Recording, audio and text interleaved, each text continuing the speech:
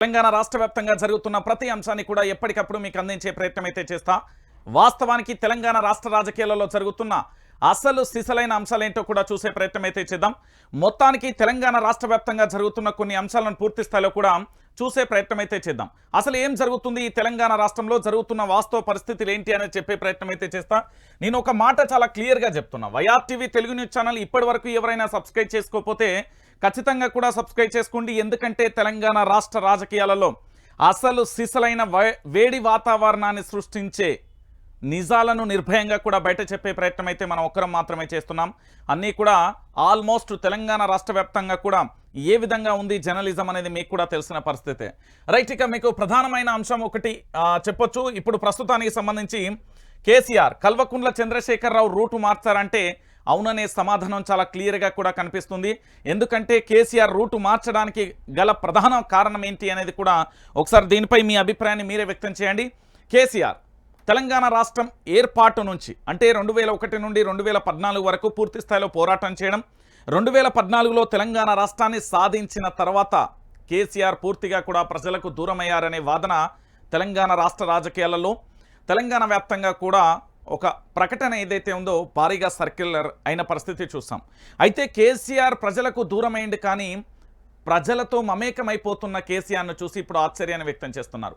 గతంలో కేవలం ప్రగతి భవన్ ఫామ్ హౌస్కే పరిమితమైన ముఖ్యమంత్రి అంటూ కూడా అప్పుడు విమర్శించిన వాళ్ళందరూ కూడా ఇప్పుడు ముక్కున వేలేసుకునే పరిస్థితి వచ్చింది. ఎందుకంటే బస్సు యాత్ర ప్రారంభించిన తర్వాత పలు టీ సెంటర్లు, టిఫిన్ సెంటర్లు రోడ్డు మధ్యలో అక్కడక్కడ ఆగి ప్రజలతో మమేకమైతూ వారితో మాట్లాడుతూ వారితో చాలా విషయాలను కూడా పంచుకుంటూ బస్సు యాత్ర ముందుకు సాగుతుంది. సో కేసీఆర్లో మార్పు వచ్చింది.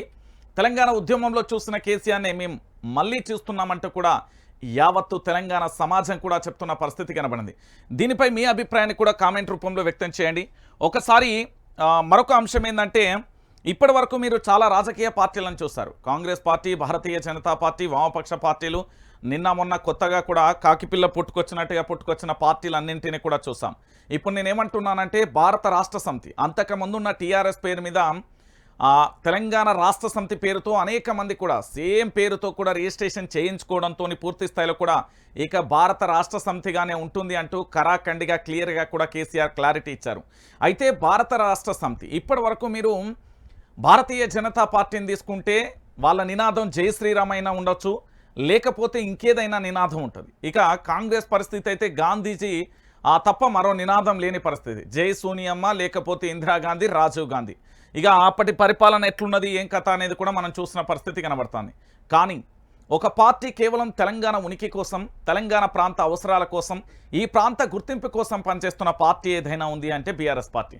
ఎందుకు అంటే ఇక్కడ 1200 మంది విద్యార్థులు అమరవీరులైతే జోహార్ తెలంగాణలో పూర్తి స్థాయిలో జోహార్ తెలంగాణ విద్యార్థి అమరవీరులకు అంటూ నినాదం ఇవ్వడం, కానీ జై తెలంగాణ అంటూ మన ప్రాంతాన్ని ఏంది హుక్కు పిడికిలతోని పూర్తి స్థాయిలో కూడా మాట్లాడుతూ పలుకుతున్న తీరు చూస్తాం. ఇప్పుడు జరుగుతున్నవి అసలు సిసలైన ఎన్నికలు. ఈ పార్లమెంట్ ఎన్నికలలో ఖచ్చితంగా కూడా 17 స్థానాలకు 17 స్థానాలు గెలిపిస్తే తెలంగాణ రాష్ట్ర వ్యాప్తంగా ఏం జరుగుతుంది అనేది మీకే అర్థమవుతుంది. ఇప్పుడు నేనేమంటున్నానంటే జై తెలంగాణ అనే నినాదం మరుగున పడిపోయిన పరిస్థితి కనబడుతుంది. మళ్ళీ కేసీఆర్ బస్సు యాత్రతోని దానికి పునర్జీవం పోసినట్టయింది. ఎక్కడ చూసినా వాళ్ళ పార్టీకి సంబంధించిన వ్యక్తులను, లేకపోతే ఆ పార్టీకి సంబంధించిన వ్యక్తులను భజన చేస్తూ ఉండడం చూస్తాం, కానీ జై తెలంగాణ అనే పదం ఎక్కడా వినిపించలే. మళ్ళీ కేసీఆర్ బస్సు యాత్ర బీఆర్ఎస్ పార్టీకి సంబంధించిన నేతల నోటి నుండి తప్ప ఏ ఒక్కరి నుండి కూడా జై తెలంగాణ అనే పదం రాలేదు అనేది గుర్తుపెట్టుకోవాలి. కేవలం బీఆర్ఎస్ పార్టీకి సంబంధించిన నేతలతోనే వచ్చింది. సో ఒకసారి కేసీఆర్కు సంబంధించి మీతో కేసీఆర్ అంటూ ఒక ప్రధానమైన అంశాన్ని చూడొచ్చు. మీకోసం మీతోనే కేసీఆర్. నాడు నేడు ఎట్లుండే పరిస్థితులు ఏంది, కేసీఆర్ పరిపాలనలో ఏ విధంగా కెనాల్ కాలువలు కానీ, చెరువులు కానీ, రిజర్వాయర్లు కానీ, ప్రాజెక్టులు కానీ, పంటలు కానీ ఏ విధంగా జలకళతో ఉన్నాయో మీరు అందరు చూసారు. ఇక నేడు పూర్తి స్థాయిలో ఎండిపోయిన పరిస్థితి దర్శనమిస్తుంది. ఏ వైపు చూసినా ఎక్కడ చూసినా కూడా ఒకటే ప్రధానమైన అంశం ఏంది అంటే చుట్టూ నీళ్లు ఉండి చుక్కా దొరకని తెలంగాణ భూమి లెక్క ఇప్పటికీ అలాంటి పరిస్థితులే ఏర్పడ్డాయి. మరి 2014 నుంచి 2023 వరకు డిసెంబర్ వరకు అందిన నీళ్లు ఇప్పుడు ఎందుకు కరువు కాటకాలతో ఉన్నాయి అనేది ఇది తెలంగాణ ప్రజలందరూ కూడా ఆలోచించాలి. ఇంకొక విషయం ఏంటంటే తెలంగాణ రాష్ట్ర వ్యాప్తంగా ఉన్న చెరువులు కానీ, మరి గత సంవత్సరం ఇదే సమయానికి మత్తళ్ళు పోస్తూ పరవళ్ళు దొక్కుతున్న నదులను చూసాం. మరి ఇప్పుడు ఎందుకు ఎండిపోయినాయి అనేది కూడా ఒకసారి ఆలోచించండి. నాడు నేడు అనే కార్యక్రమాన్ని చాలా క్లియర్ కట్గా కూడా మీ కళ్ళ ముందు కనిపిస్తున్న ఆ ఫోటో ఏంది, గత ప్రభుత్వానికి సంబంధించి అంటే కాంగ్రెస్ ప్రభుత్వానికి ముందున్న బీఆర్ఎస్ ప్రభుత్వం ఏ విధంగా నీళ్లతోని పూర్తి స్థాయిలో కూడా కాల్వలు కానీ ఆ కెనాల్ కాల్వలు కానీ ప్రాజెక్టులలో జలకళతో ఎట్లుండే ఇప్పుడు ఏ విధంగా అయిపోయిందనే చూడొచ్చు. ఇక ద్రోహులతో యుద్ధం మన సేనాని సిద్ధం అంటూ కూడా ప్రధానమైన అంశాన్ని చూడొచ్చు. మాటల రోతలు, కరెంటు కోతలు, సాగునీటి కష్టాలు, తాగునీటి తిప్పలు, బోర్ల తవ్వకాలు, రైతుల ఆత్మహత్యలు, నేతన్నల బలిదానాలు, తెలంగాణకు రక్షణ కవచం కేవలం బీఆర్ఎస్ మాత్రమే. ఎందుకు ఈ అంశాన్ని ప్రధానంగా కూడా వీళ్ళు కొన్ని అంశాలను కూడా ఇక్కడ చూపెట్టారు. ఎందుకు చూపెట్టిరు అనేది కూడా ఒకసారి మీరు ఆలోచించాలి. రేవంత్ రెడ్డి మాట్లాడే భాష చాలా రోతగా ఉన్నది. కాంగ్రెస్ ప్రభుత్వం వచ్చినాక కరెంటు కష్టాలు వచ్చినాయి, నీళ్ల కష్టాలు వచ్చినాయి, హైదరాబాద్లో తాగునీటికి తిప్పలవుతున్నాయి, మళ్ళీ బోర్లేసే పరిస్థితి వచ్చింది, రైతన్నలు ఏ విధంగా ఆత్మహత్య చేసుకుంటున్నారో చూస్తున్నాం, నేతన్నలకు సంబంధించి పాపడాల అమ్ముకోండి లేకపోతే కండోం ప్యాకెట్లు అమ్ముకోండి అంటూ కూడా చెప్పిన తీరు. ఇక దాంతోపాటు తెలంగాణ రక్షణ కవచం బీఆర్ఎస్ పార్టీ ఉంటేనే తెలంగాణ ప్రాంత వ్యాప్తంగా కూడా పూర్తి స్థాయిలో రక్షణ కవచంగా ఉంటుంది. ఇది కదా మనం కోరుకున్న మార్పు. తిరగరాద్దాం, సరికొత్త తీర్పును అంటూ కారు గుర్తుకే ఓటేద్దాం, బీఆర్ఎస్ను గెలిపిద్దాం. భారత రాష్ట్ర సమితి ఓట్ ఫర్ కారు. మీరందరూ గుర్తుపెట్టుకోవాలి, 17కు 17 స్థానాలు. మళ్ళీ కరెంటు కోతలు రావద్దన్నా, సాగునీటి కష్టాలు రావద్దన్నా, తెలంగాణ రాష్ట్రం శస్యశ్యామలంగా ఉండాలన్నా, తెలంగాణ రాష్ట్రంలో రైతులు ఆత్మహత్య చేసుకోవద్దన్నా, నేతన్నలు పూర్తి స్థాయిలో ఆత్మహత్యలు జరగద్దన్నా, లేకపోతే ఇతరత్ర ఏది జరగద్దన్నా కూడా ఇగో ఈ కారణం మళ్ళొక్కసారి మీరు అధికారంలోకి తీసుకొస్తే తప్ప మన బ్రతుకులు మారాయి అనేది ప్రధానంగా కూడా చర్చనీయాంశంగా మారుతుంది. సో మొత్తానికి తెలంగాణ రాష్ట్రంలో జరుగుతున్న అంశాలన్నింటినీ కూడా చూస్తున్నాం. అయితే దాంతోపాటు ఒక ప్రధానమైన అంశాన్ని కూడా చూడొచ్చు. ఇక్కడ కనబడుతున్నది కదా, ఇది నిన్న మెదక్లో కామారెడ్డిలో జరిగిన రోడ్ షో. ఒక్కసారి మీరు చూడొచ్చు. తెలంగాణ బిడ్డలారా, ఇక్కడ క్లియర్ కట్గా మీకు కనబడుతున్నారు కదా, ఇగో కేసీఆర్ మాట్లాడితే వెంకట్రామిరెడ్డి, మెదక్ ఎంపీ అభ్యర్థి వెంకట్రామిరెడ్డి. ఒకసారి మీరు చూడుర్రి. మెదక్లో మంగళవారం రాత్రి నిర్వహించిన కేసీఆర్ ప్రచార సభకు పెద్ద సంఖ్యలో తరలి వచ్చిన ప్రజలు దేనికోసం వచ్చిళ్ళు? అన్ని పార్టీల లెక్క మందు బాటిల కోసం రాలే, 500 నోట్ల కోసం రాలే, బిర్యానీ పొట్లాల కోసం రాలే. తెలంగాణ రాష్ట్రాన్ని సస్యశ్యామలం చేసి తెలంగాణ రాష్ట్రాన్ని పూర్తి స్థాయిలో ఒక అభివృద్ధి పదంలో అభివృద్ధి అడుగులు వేసిన కేసీఆర్ను చూడడానికి, కేసీఆర్ మాటలు వినడానికి, మరొకసారి బీఆర్ఎస్ పార్టీని అధికారంలోకి తీసుకురావడానికి క్లియర్ కట్గా ప్రజల ముందుకు వెళ్తున్న నేత ఎవరైనా ఉన్నారు అంటే ఓన్లీ కేసీఆర్ మాత్రమే. వెంకట్రామిరెడ్డి మెదక్లో గెలుస్తాడా లేదా అనేది డౌటే. అది ఆడ 100కు 1000%, 100కు 100%. వెంకట్రామిరెడ్డి ఒక కలెక్టర్గా ఎలాంటి సేవలు అందించిండు? నిజంగా చెప్పాలంటే ఒక ప్రాజెక్టును నిర్మించేటప్పుడు అక్కడ భూసేకరణ చేయడం అనేది కత్తి మీద సవాలు. ఒక దశలో చెప్పాలంటే ఉద్యోగానికి తనకు కూడా ముప్పు ఏర్పడిన పరిస్థితులు ఉంటాయి. అలాంటిది ప్రజలను పూర్తి స్థాయిలో ఒప్పించి వాళ్ళకి న్యాయం చేసిన ఘనత ఉంటుంది. ఇంకొకటి ఏంటంటే బీఆర్ఎస్ పార్టీకి సంబంధించి మరొకసారి రావాలంటూ కూడా నిన్న మొత్తం ప్రజలందరూ ఇగో జై కొడుతున్న పరిస్థితి కనబడుతుంది. మీరు చాలా క్లారిటీగా చూడొచ్చు వాళ్ళ చేయిలందరూ. ఇక చూడుర్రి, కామారెడ్డిలో నిర్వహించిన రోడ్ షోలో బీఆర్ఎస్ అధినేత ఇగో చూడుర్రి కేసీఆర్కు జై కొడుతున్న ప్రజలు. కేసీఆర్ మళ్ళీ రావాలంటూ తెలంగాణ రాష్ట్ర వ్యాప్తంగా కూడా ప్రజలందరూ జై అంటూ ఏ విధంగా వాళ్ళు పూర్తి స్థాయిలో నినాదాలు చేస్తున్నారో కూడా మీరు చూడొచ్చు పూర్తిగా కూడా. ఇక నిన్న కేసీఆర్ ఏం మాట్లాడిండు అనేది ఒకసారి చూద్దాం. రైతుల పాలిట శాపం కాంగ్రెస్, ఎన్నికల తర్వాత రైతు బంధు పోవుడే కేసీఆర్ హెచ్చరిక. రాష్ట్ర ఖజానా సొమ్మంతా ఎక్కడికి పోతున్నది? జనవరి పింఛన్లు ఇవ్వకుండా మోసం చేసిర్రు. కరెంటు కోతలతో ఉన్న పరిశ్రమలు పోతున్నాయి. జిల్లాలు ఉండాలంటే బీఆర్ఎస్కు ఓటేయాలి. తెలంగాణ అస్తిత్వానికి బీఆర్ఎస్ శ్రీరామరక్ష. దోపిడీదారులు పెట్టుబడిదారుల పార్టీ బీజేపీకి ఓటేస్తే పెట్రోల్ ధర 400 పార్. రఘునందన్ అబద్ధాల పుట్ట, మోసపోవద్దు. ప్రజాసేవ కోసమే ఎన్నికలలోకి వెంకట్రామిరెడ్డి. కామారెడ్డి మెదక్ బస్సు యాత్రలో కేసీఆర్ అంటూ కూడా చెప్పిన పరిస్థితి కనబడుతుంది. ఈ ప్రభుత్వం కొత్త హామీలను అమలు చేయకపోగా గత ప్రభుత్వం మెదక్ జిల్లాకు మంజూరు చేసిన వాటిని రద్దు చేస్తున్నది. మెదక్కు 100 పడకల దవాఖానా తెస్తే కాంగ్రెస్ ప్రభుత్వం 50 పడకల దవాఖానాను పడకలకు కుదించింది. 7 పాయల జాతర బ్రహ్మాండంగా జరపాలని 100 కోట్లు మంజూరు చేస్తే దాన్ని తీసుకొని పోయినరు. మెదక్ అభివృద్ధికి 50 కోట్లు, రామయ్యపేటకు 25 కోట్లు మా ప్రభుత్వం మంజూరు చేస్తే వాటిని కాంగ్రెస్ సర్కార్ రద్దు చేసింది. అంటే ఏం జరుగుతుంది? క్లియర్ కట్గా తెలంగాణ ప్రజలందరికీ కూడా అర్థమవుతున్న విషయం ఏంటి అంటే ఈ తెలంగాణ రాష్ట్ర రాజకీయాలలో క్లియర్గా ఒకటే అంశం. ఇక్కడ గత ప్రభుత్వం ఏదైతే అభివృద్ధి చేసిందో అభివృద్ధిని చూడడానికి వాళ్ళు ఇబ్బంది పడుతున్న పరిస్థితి కనబడుతుంది. వాళ్ళు ఏవేవైతే మంజూరు చేశారు, ఒక ప్రాంతం, ఒక గ్రామం అక్కడ అభివృద్ధి చెందాలనే ఒక ఆకాంక్షతోని పూర్తి స్థాయిలో కూడా వాళ్ళు ఎట్లా పనిచేసారు అనేది మనం చూస్తాం. సో మరి ఇలాంటి పరిస్థితులలో ఎందుకు కాంగ్రెస్ ప్రభుత్వం రద్దు చేస్తూ వెళ్తున్నది అనేది కూడా ప్రజలలో కూడా ఒక రకంగా చెప్పాలంటే నిరసన వ్యక్తం చేస్తున్నారు. గత ప్రభుత్వం ఇచ్చిన హామీలను అమలు చేయడానికి వీళ్ళకేమైంది అంటే, వాళ్ళు ఏవైతే మంజూరు చేసిర్రో ఆ మంజూరు చేసిన వాటిని పూర్తి స్థాయిలో వాళ్ళకు ఆర్థికంగా ఇచ్చి వాటిని ముందుకు నడిపించాల్సింది పోయి రద్దు చేస్తున్న పరిస్థితి కనబడుతుంది అని ఒకంత ప్రజలు కూడా ఆందోళన వ్యక్తం చేస్తున్నారు. మరొకసారి కేసీఆర్ అధికారంలోకి వస్తేనే తెలంగాణ రాష్ట్ర వ్యాప్తంగా కూడా సస్యశ్యామలంగా ఉంటుంది, లేకపోతే మరొకసారి బంగారు తెలంగాణ కాస్త మళ్ళీ ఎడారి పాలైపోతుంది అనేది ప్రజలకు కూడా అర్థమైపోయింది. మీరు ఎక్కడైనా చూడండి, కేసీఆర్ ఏ జిల్లాకైతే వరాలు కురిపించిండో వాటికి జీవో ఇచ్చి డబ్బులు పంపించిండో వాటన్నింటినీ కూడా వాపస్ తీసుకోవడం, రద్దు చేస్తున్న పరిస్థితులు కనబడుతున్నాయి. అంటే తెలంగాణ బిడ్డలారా, గత ప్రభుత్వం ఇచ్చింది ఏమని, ఆ ప్రాంత అభివృద్ధి కోసం, అక్కడ ప్రజల సంక్షేమం కోసం అక్కడ దవాఖానాలు కానీ విద్యాలయాలు కానీ ఇతరత్ర ఇస్తే వాటిని రద్దు చేస్తున్న పరిస్థితి కనబడుతుందంటే ఇంత దుర్మార్గమైన ప్రభుత్వం ఇంకొకటి ఉండదు అంటూ ప్రజలు కూడా హెచ్చరిస్తున్న పరిస్థితి కనబడుతుంది.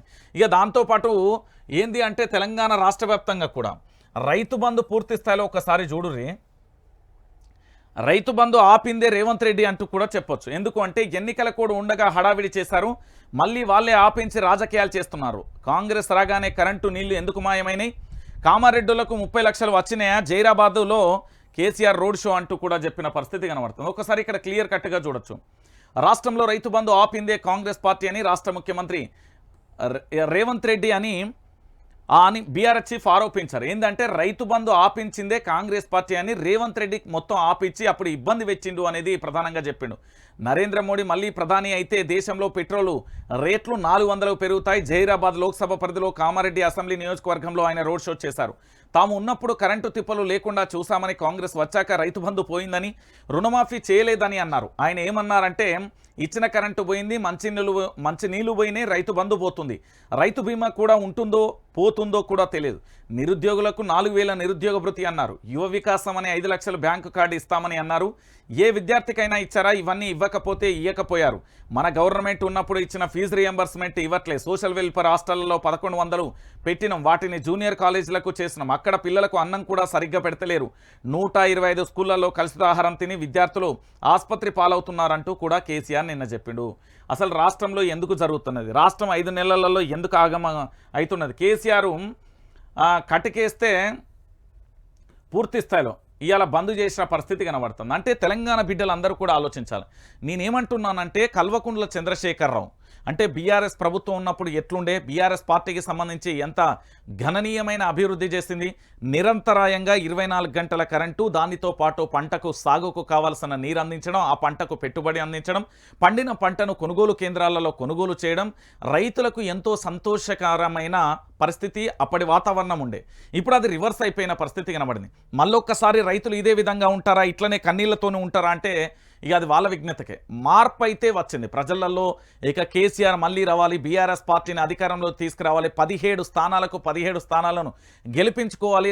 లేకపోతే మన తెలంగాణ మనం మరో పోరాటం చేయాల్సి వస్తుంది, మన తెలంగాణ ఆగమైపోతుంది అనేది ప్రజలు కూడా పూర్తి స్థాయిలో అందరికీ అర్థమైపోయింది. ఈరోజు ఒక్క రైతులే కాదు, విద్యార్థులు, నిరుద్యోగులు, రైతులు, కార్మికులు, కర్షకులు అందరూ సబ్బండ వర్గాలు కూడా మరొకసారి కేసీఆర్ నినాదాన్ని, కేసీఆర్ పేరును జపం చేస్తున్నాయి. కారును మళ్ళొక్కసారి గెలిపించకపోతే ఈసారి తెలంగాణ రాష్ట్రంలో ఉన్నామా లేకపోతే పాకిస్తాన్లో ఉన్నామా అనే కాడికి వచ్చే పరిస్థితి ఏర్పడుతుంది. ఎందుకు మీకు ఈ ఉదాహరణ చెప్తున్నా అంటే, మీరు 1996కు ముందు బీహార్ ఎట్లుండే, ఇవాళ బీహార్ పరిస్థితి ఏంది, దాంతోపాటు ఇప్పుడు యోగి ఆదిత్యనాథ్ ఉన్న రాష్ట్రం కావచ్చు, ఇతరత్ర కావచ్చు, ఏ విధంగా రౌడీ మూకలు చెలరేగిపోయాయి, ఏ విధంగా అక్రమ కేసులు బనాయించులు, ఏ విధంగా దౌర్జన్య దమనకాండ కొనసాగిందో మీరు చూసారా ఆయా రాష్ట్రాలకు సంబంధించి. మరొకసారి అది పునరావృతం అవుతుంది అంటూ కూడా చెప్పడంలో ఆశ్చర్యం లేదు. ఎందుకంటే నిన్న ముఖ్యమంత్రి గారు ప్రముఖ శాటిలైట్ ఛానల్లో మాట్లాడుతూ, మేము మాట్లాడే బూతు పదాలను మిమ్మల్ని ఎవరు టెలికాస్ట్ చేయమని చెప్పిర్రు అంటున్నాడు. మరి అదే ముఖ్యమంత్రి మాట్లాడిన మాటలను ఆ కాంగ్రెస్ పార్టీకి సంబంధించిన ఫేస్బుక్, ట్విట్టర్, ఇన్స్టాగ్రామ్ రకరకాల సోషల్ మాధ్యమాలలో ఎందుకు పోస్ట్ చేస్తున్నారు? ఒకరిద్దరు జర్నలిస్టులను లోపటేస్తే అంత సెట్ అవుతుంది అంటున్నాడు. అంటే జర్నలిస్టులను బహిరంగంగానే రేవంత్ రెడ్డి బెదిరిస్తూ ఉంటే కూడా వీళ్ళు ఆడంగి విధల లెక్క గాజులు పెట్టుకున్న లెక్క బొట్టు పుల్లలు పెట్టిన మూలకు మొగబాడకవులు అందరూ ఆడంగి విధవల్లా కూడా ఏ ఒక్కరు కూడా మాట్లాడతలేరు ఇవాళ. మరి జర్నలిస్టులకు ఏమైపోయిందో నాకు అర్థమైతలేదు. కానీ ఆయన ఏమన్నాడు చాలా క్లియర్గా చెప్పిండు. ఒకరిద్దరు జర్నలిస్టులను లోపలేస్తే అంతా సెట్ అవుతుంది, మేము బూతు పాదాలు మాట్లాడితే మీరు ఎందుకు టెలికాస్ట్ చేస్తున్నారు అని ఆ అహంకారం, ఆ బల్పు మాటలు ఏ తారాస్థాయికి చేరినాయో కూడా మీరు చూస్తున్నారు. నేను మళ్ళీ చెప్తున్నా, రేవంత్ రెడ్డి అహంకార పూరితమైన ధోరణిలో వెళ్ళిపోతున్నాడు. ఆయనే ఒకప్పుడున్న రేవంత్ రెడ్డి కాదు, ఆయన నైజమే అది. ఎందుకంటే ఆయన రాజకీయ ప్రస్థానం కూడా ఒక్కొక్కరిని తొక్కుకుంటూ వచ్చినని ఆయనే చెప్పిండు. దాంతో పాటుగా ఆఖరికి జర్నలిస్టులను బెదిరిస్తూ ఉంటే మా వాళ్ళు ఇట్లా మైకులు పట్టుకొని అంత మాట ఉంటే మీరు ఒక రాష్ట్ర ముఖ్యమంత్రి ఎట్లా మీరు మాట్లాడతారు, జర్నలిస్టులను ఎట్లా లోపలేస్తారు, మీకు భావ ప్రకటన స్వేచ్ఛ తెలియదా, ఈ రాజ్యాంగం కాదా అని అడగాల్సిన వీళ్ళు మౌనంగా ఉండిపోయిన పరిస్థితి కనబడుతుంది. అంటే ఎంత బానిసలుగా మారిపోయారో మీరే ఆలోచించు. కనీసం కుక్క కన్నా విశ్వాసం ఉంటుంది, అంతకంటే దారుణంగా అయిపోయారు. జర్నలిజం మీద ప్రేమ లేకుండా పోయింది. ఈరోజు తెలంగాణ రాష్ట్ర వ్యాప్తంగా నిజమైన జర్నలిజం లేదు. ఫేక్ వ్యూవర్షిప్, ఫేక్ కథలతోని ఎట్లా నడుస్తున్నాయో చూడొచ్చు. నేను మళ్ళీ చెప్తున్నా, తెలంగాణ రాష్ట్రంలో కుట్రలు కుతంత్రాలు స్టార్ట్ అయినాయి. ఆంధ్ర పెత్తందారి వ్యవస్థ మరొకసారి అడుగుపెట్టింది.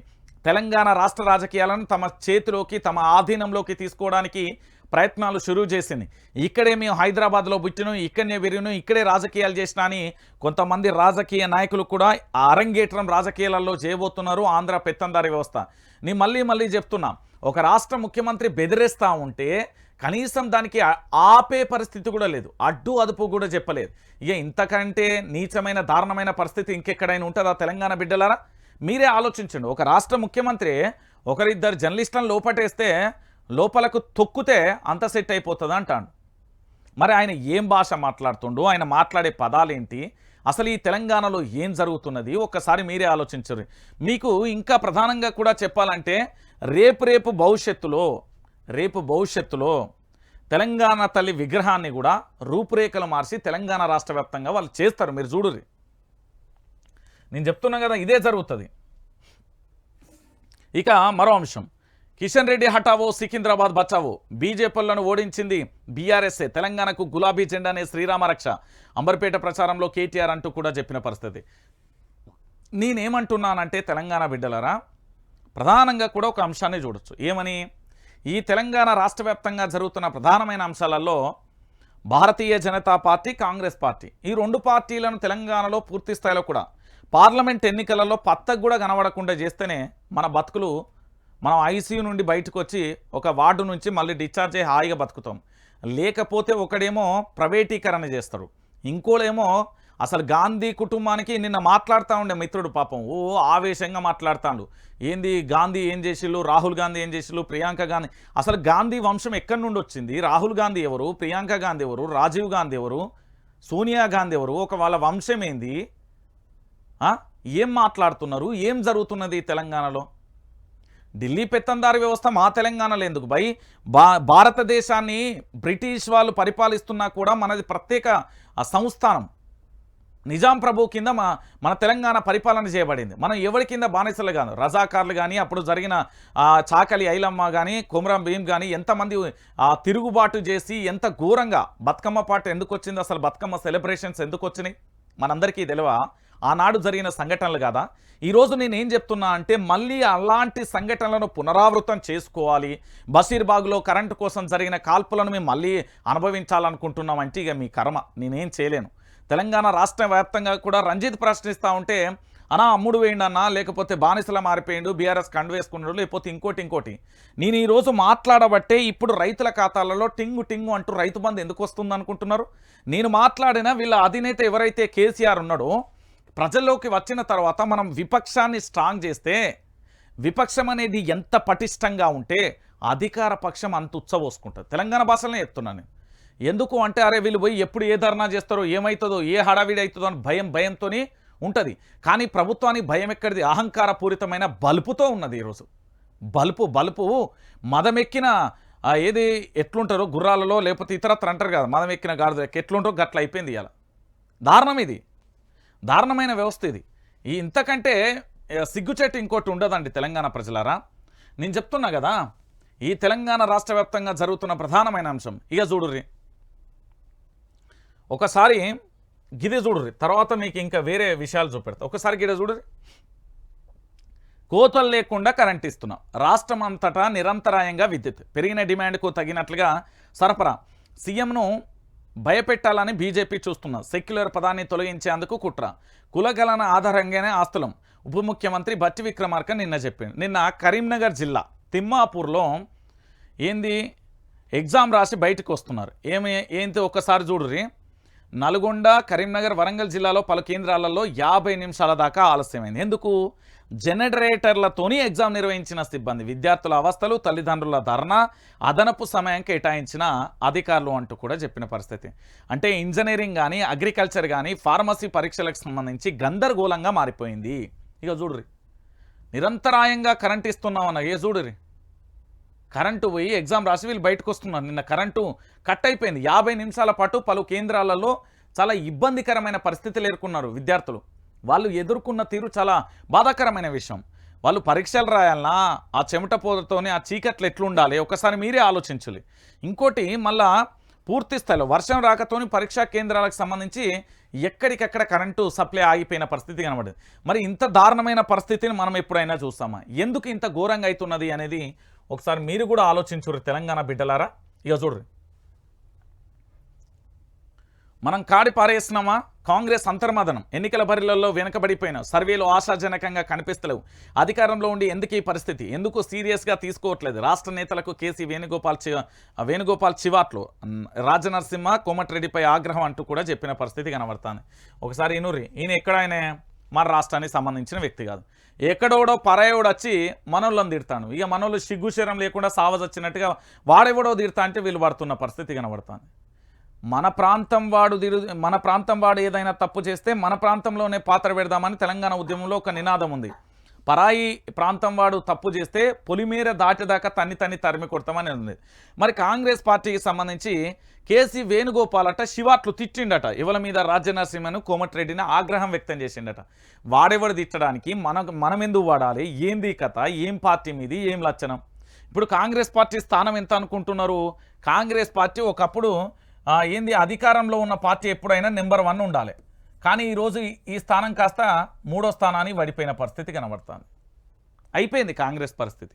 ఇక కాంగ్రెస్ మీరు కానరాదు. మీరు చూడుర్రి, వీళ్ళు చేసిన 5 నెలల్లో అరాచకమే ఒక్క స్థానం కూడా గెలవలేని పరిస్థితి అయిపోతుంది. మీరు చూడుర్రి.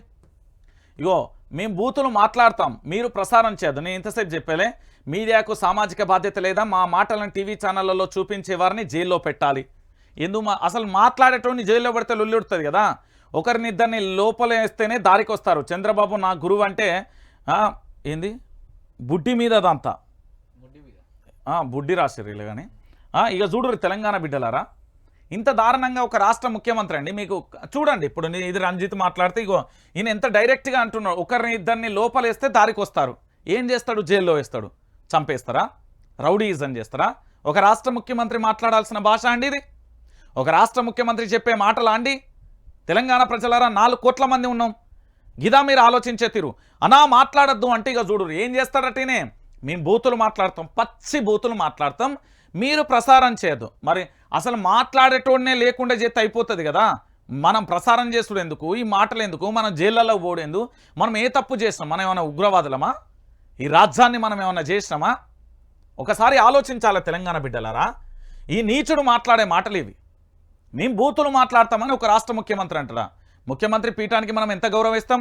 4 కోట్ల మంది జీవితాలకు సంబంధించిన తలరాతను మార్చే కూర్చది.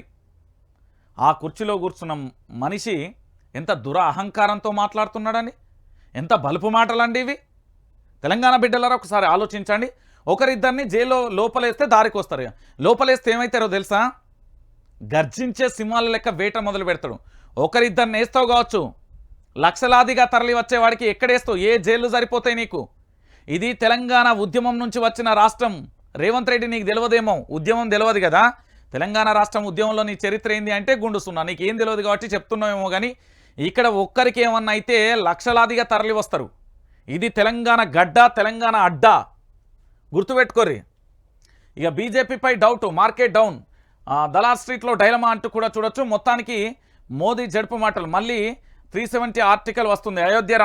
అయోధ్య రామాలయానికి బాబ్రీ తాళాలు వేస్తారు అంటూ కూడా చెప్పిన పరిస్థితి కనబడుతుంది. సో మొత్తానికి ఏంటంటే బీజేపీ పని కూడా అయిపోయింది. కాంగ్రెస్ బీజేపీ రెండింటి పని అయిపోయింది. వాటిని ఇక ప్రజలే పాత్ర పెడతారు. ఎవరు పాత్ర పెట్టాల్సిన అవసరం లేదు, ఎవరు చేయాల్సిన అవసరం లేదు. ఇక మొత్తానికి ఏం జరుగుతుందో చూడుర్రి. శిష్యుడు అంటే ముడ్డి మీద అదంతా. చంద్రబాబు నాకు గురువేంచి, నేను బాబు సహచరుణ్ణి, బాబు గురువు అనేటోళ్ళ గాడిది కొడుకులు ఇట్లనే మాట్లాడితే టీవీలు చూపెట్టడం ఆపాలే. ఒకరిద్దరిని లోపలిస్తే సెట్ అవుతుంది. ఓ టీవీ ఛానల్ లైవ్లో రేవంత్ రెడ్డి మాట్లాడిన పరిస్థితి. ఆయన మన రాష్ట్రానికి ముఖ్యమంత్రి అనే ఓ గౌరవప్రదమైన కుర్చీలో కూర్చున్నారు. అలాంటప్పుడు అంతే గౌరవప్రదంగా మాట్లాడాలి. కానీ రేవంత్ రెడ్డి భాష మాత్రం రోజు రోజుకు దిగజారిపోతుంది. కోడలికి బుద్ధి చెప్పి అత్త తెడ్డు నాకిందన్నట్లుగా గత పాలకులు విమర్శలు చేసే రేవంత్ రెడ్డి తాను మాత్రం అంతకు మించిన బూతులు మాట్లాడుతున్నారు. ఏకంగా టీవీ ఛానల్ లైవ్ డిబేట్లో ఇలాంటి మాటలు మాట్లాడడం విమర్శలకు కారణం అవుతున్న పరిస్థితి కనబడుతుంది. ఇక ఎందుకైనా ముఖ్యమంత్రి ఆలోచించండి. ఓ నా తెలంగాణ బిడ్డలారా, ఈయన అవసరమా? ఈయన దించుర్రి. అధికార పీఠాన్ని ఎప్పుడు ఎంత త్వరగా ఖాళీ చేస్తే మీకు అంత ఉపశమనం. కరోనా వైరస్ కంటే, క్యాన్సర్ వ్యాధి కంటే, హెచ్ఐవి వ్యాధి కంటే, కుష్టి వ్యాధుల రోగాల కంటే అత్యంత దరిద్రమైన రాజకీయం చేస్తున్నాడు. ఇది వైరస్ తొందరగా ఎక్కడికక్కడు ఆదిలోనే దీన్ని తుంచివేయాలి. వీళ్ళు రాజకీయంలో తెలంగాణ ప్రజలకు, ఈ తెలంగాణకు క్యాన్సర్ మహమ్మారి సోకే ప్రయత్నం చేస్తున్నది. దాన్ని ఆదిలోనే శస్త్రచికిత్స చేసి పునాదులు లేకుండా ఏర్లతో సహా పెకిలించి వేయాలంటే కాంగ్రెస్ను అధికారం నుండి ఊడగొట్టాలి. లేకపోతే కష్టం. ఈయన ఒకరిద్దరు జైలేస్తాడట. ఇక ఈయన ఏమనాలే? కాంగ్రెస్ పై ప్రజలలో వ్యతిరేకత. సీఎం రేవంత్ రెడ్డి సంచలన వ్యాఖ్యలు. మాకు సాంప్రదాయ ఓటు బ్యాంకే ఉంది. రాష్ట్రంలో బీఆర్ఎస్ గ్రాఫ్ పెరిగింది. కేసీఆర్ బస్సు యాత్రతో పరిస్థితి మారింది అంటూ కూడా చెప్పిన పరిస్థితి. నేను చెప్పిన కదా చాలా క్లారిటీగా వైఆర్ టీవీలో ఎప్పటికప్పుడు చెప్తూనే ఉన్నా. కేసీఆర్ బస్సు యాత్ర మొదలు పెట్టనంత వరకే సారు వస్తున్నారు, బాపు దిగుతున్నాడు, రాష్ట్రంలో రాజకీయ ముఖ చిత్రం మారిపోతుందని చెప్పినా అయిపోయింది. వైఆర్ టీవీ ఎప్పుడో చెప్పింది. ఇంకొకటి నడుస్తుంది, మరో రూటు మార్చేయండి కేసీఆర్. ఇంకో రూటు కూడా త్వరలో మీరు చాలా ఉన్నాయి. ఇవన్నీ ట్రైలర్స్ మాత్రమే, జస్ట్ ప్రోమోలు మాత్రమే. అసలు సినిమా ముందుంది. కేసీఆర్ ఏం చేస్తాడు అనేది చూడాలి. ఇక అప్పుల బాధతో రైతు ఆత్మహత్య. మాకు రైతుల ఆత్మహత్యలే కనబడతలేవు తెలంగాణలో అని చెప్పే సన్నాసులకు ఆ బాడకోలు అందరూ చూడరు. పాపం ఎంత కష్టం వచ్చింది, ఏం కథ అనేది మీరు చూడాల్సిన పరిస్థితి ఏర్పడుతుంది. ఇక చూడరు. మా పుట్టగొట్టిన కాంగ్రెస్ను మట్టు పెడతాం. హనుమకొండలో ఆటో డ్రైవర్ దాస్యం వినయ్ భాస్కర్కు సంబంధించి కార్లో పోతుంటే ఒక ఆటో డ్రైవర్తోని సంభాషిస్తాడు. ఫ్రీ బస్సు తీసుకొచ్చిన తర్వాత చాలామంది ఆటో డ్రైవర్లు గిరాకీ లేక ఆత్మహత్య చేసుకున్నారు, ఏం చేయాలో చెప్పుర్రి అని చెప్పిన పరిస్థితి కనబడ్డది. ఆటో డ్రైవర్లకు మొదటి నుండి కూడా వైఆర్ టీవీ న్యూస్ ఛానల్, నేను చెప్తున్నా కదా, మన ఛానల్లో ఎక్కువ శాతం ఆటో డ్రైవర్లను కాపాడుకోవాలని ఆల్మోస్ట్ ఒక ఉద్యమమే చేస్తున్నా. నేను ప్రతిరోజు కూడా వాళ్ళ గురించి చెప్తా ఉన్నా. ఎందుకంటే ఆటో డ్రైవర్లకు సంబంధించి ఇబ్బందికర పరిస్థితులు ఎట్లున్నాయి అనేది చెప్తాను. నేను మళ్ళీ చెప్తున్నా కదా, ఆటో డ్రైవర్లను మనం కాపాడుకోవాలి. ఇక నిన్న ఘోరం ఇది, మంతినిల దారుణం అండి. కేసీఆర్ బొమ్మ ఉందని టీషర్ట్ విప్పి ఇచ్చారు. ఇక చూడుర్రి, ఈ తాత పాపం టీషర్ట్, ఎండాకాలం పైసలు ఉంటాయి, లేకుంటే ఎవరో ఇచ్చిన వేసుకుంటారు. ఇప్పుడు ఊరికి పోయినా ఎటన్నా ఖాళీ మనం ఏ పనులు లేకపోతే పనికి ఏ టీషర్ట్ వేసుకున్నావు చూడు. ఇది ఎంత దారుణం. మంతిని నియోజకవర్గం కాటారం మండలం ఒడుపుల వంచల గ్రామంలో ఆసక్తికర సంఘటన చోటు చేసుకుంది. కాటారం కాంగ్రెస్ పార్టీ అధ్యక్షుడితో పాటు కొంతమంది పార్టీ నాయకులు కలిసి గ్రామంలో 100 రోజుల పని వద్దకు వెళ్లారు. అక్కడ ఓ వ్యక్తి కేసీఆర్ ఫోటోతో ఉన్న టీషర్టును ధరించి కనిపించగా కాంగ్రెస్ నేత అతని టీషర్టు విప్పమని ఆదేశించారు. ఆ కూలీ టీషర్టు విప్పగానే దాన్ని తీసి పక్కన పడేశారు. కాంగ్రెస్ నాయకులు వెళ్ళగానే ఆ కూలీ తిరిగి అదే టీషర్టును వేసుకున్నారు. దీనికి సంబంధించిన వీడియో ప్రస్తుతం సోషల్ మీడియా మాధ్యమాలలో కూడా వైరల్ అవుతున్న పరిస్థితి కనబడుతుంది. నెటిజన్లు కేసీఆర్ ప్రజల గుండెలలో ఉన్నారని టీషర్టును విప్పినంత మాత్రాన ఏమీ ఒరగలేదు, ఒరిగిపోదు అంటూ కూడా చెప్పిన పరిస్థితి. సిగ్గులుండా దానికి? ఈ ఇప్పిన బాడకవులకు మీకు అంతగానం పైసలు ఉంటే అలా గొనీరి బట్టలు. వాళ్ళకేదో బట్టలు లేకుండా టీషర్ట్ వేసుకుంటే టీషర్టును విప్పిస్తారా? ఇదేం నీచమైన పరిపాలన అండి మీది. ఏం మనసులు వీళ్ళు? ఏం రాజకీయ నాయకులు? ఇంత దారుణమా? ఇదా వీళ్ళది? చి. ఇక నిన్న హైదరాబాద్లో దారుణం. నీళ్లు వాడాడని యువకుడిపై దాడి జరిగింది. హైదరాబాద్లో నీటి కొరత తీవ్ర స్థాయిలో ఏర్పడింది. ఎండాకాలం కావడంతో భూగర్భ జలాలు అడగంటి బోర్లలో నీళ్లు రావడం లేదు. మరోవైపు కాంగ్రెస్ ప్రభుత్వం అధికారంలోకి వచ్చిన తర్వాత నీటి ట్యాంకర్ల ధరలు భారీగా పెరిగాయని ఆరోపణలు వినిపిస్తున్నాయి. అయినప్పటికీ ఈరోజు నీళ్లను బుక్ చేసుకుంటే అవి రావడానికి చాలా సమయం పడుతుందని ఆరోపణలు వినిపిస్తున్నాయి. ఈ క్రమంలో హైదరాబాద్లోని ఎస్ఆర్ నగర్లో ప్రైవేట్ హాస్టల్లో నిర్వాహకుడు హాస్టల్కు వచ్చిన ఓ యువకుడిపై దాడి చేశారు. హాస్టళ్లలో ఉంటున్న తన స్నేహితుడిని కలవడానికి వచ్చిన యువకుడు హాస్టల్లో కొన్ని నీళ్లు ఉపయోగించాడు. ఈ కారణంతో హాస్టల్ యజమాని యువకుడితో గొడవ దిగారు. ఇద్దరి మధ్య వాగ్వాదం జరగడంతో యువకుడిపై విచక్షణ రాహిత్యంగా కూడా దాడి చేశారు. ఈ ఘటనపై పోలీసులకు ఫిర్యాదు కూడా చేసిన పరిస్థితి కనబడుతుంది. ఇగో మీకు కనబడుతుందా, ఇగో నిన్న పాపం ఈ యువకుని ఆ మహిళలు అందరూ కూడా అందరూ కూడా నెట్టేసి కొట్టేసే ప్రయత్నం చేసిండు. హాస్టల్లోకి వచ్చి బుత్తాన్ని నీళ్లు వాడినందుకు ఇగో ఇంత దారుణం అయిపోయింది. ఇక మన రేవంత్ రెడ్డి చెప్తాడు ఓహో ఆహో. నేను చెప్తున్నా కదా, మీకు లేటెస్ట్ సర్వే కూడా చెప్తున్నా. ఇక్కడ బీఆర్ఎస్ పార్టీకి ఖచ్చితంగా కూడా 12 స్థానాల పైన వస్తాయి, రాసి పెట్టుకోండి. బీఆర్ఎస్ పార్టీకి పార్లమెంట్ ఎన్నికలలో ప్రజలిచ్చే తీర్పు 12 స్థానాల పైన కూడా ఖచ్చితంగా అఖండ భారీ మెజార్టీతో ప్రభంజనం చేయబోతున్నది, ప్రభంజనాన్ని సృష్టించబోతున్నది. బీఆర్ఎస్ పార్టీ 12 స్థానాలలో గెలవబోతున్నది. కాంగ్రెస్ పని అయిపోయింది, బీజేపీ పని అయిపోయింది. ఇంకా ఆశ్చర్యకరణం ఏంటంటే హైదరాబాద్కు సంబంధించి ఎంఐఏ స్థానాల్లో కూడా ఆ ఊహించని పరిణామం ఏమైనా చోటు చేసుకుంటే మాత్రం తెలంగాణలో అద్భుతమే. 17 స్థానాలకు 17కు అవకాశం ఉన్నది. ప్రస్తుతానికి వచ్చిన లేటెస్ట్ సర్వేల ప్రకారం 12 స్థానాలు బీఆర్ఎస్ పార్టీ గెలవబోతున్నది. కేంద్రంలో కేసీఆర్ చక్రం తిప్పడం మాత్రం చాలా ఖాయం. ఎందుకంటే పూర్తి స్థాయిలో కూడా తెలంగాణ బిడ్డలందరూ కూడా ఆలోచించాల్సింది ఒకటే, ఈరోజు కేసీఆర్ లేకపోతే ఎలాంటి పరిస్థితులు ఉన్నాయి, ఏమైపోయింది అనేది కూడా మనం చూస్తున్నాం. అందుకే నేను మళ్ళీ చెప్తున్న తెలంగాణ బిడ్డలారా గుర్తుపెట్టుకోరి, మీకోసం వైఆర్టీవీ ఎప్పుడు ఉంటుంది. ప్రతి ఒక్కరికి చెప్పుర్రి, సబ్స్క్రైబ్ చేసుకోర్రి, షేర్ చేసుకోర్రి, లైక్ చేయర్రి. ఇది మన తెలంగాణ రాష్ట్రం. ఈ రాష్ట్రంలో మనం బ్రతకాలన్నా ఏం చేయాలన్నా మళ్ళొక్కసారి కేసీఆర్ రావాలి, లేకపోతే మన బతుకులు ఆగమైతే అని ప్రతి ఒక్కరికి చెప్పుర్రి. ఈ వైఆర్టీవీ న్యూస్ ఛానల్ను షేర్ కూడా చేయర్రి. బతుకులు ఆగమైపోతున్నాయి. మరికొన్ని గంటలలో చాలా భయంకరమైన న్యూస్తో మళ్ళీ వస్తా.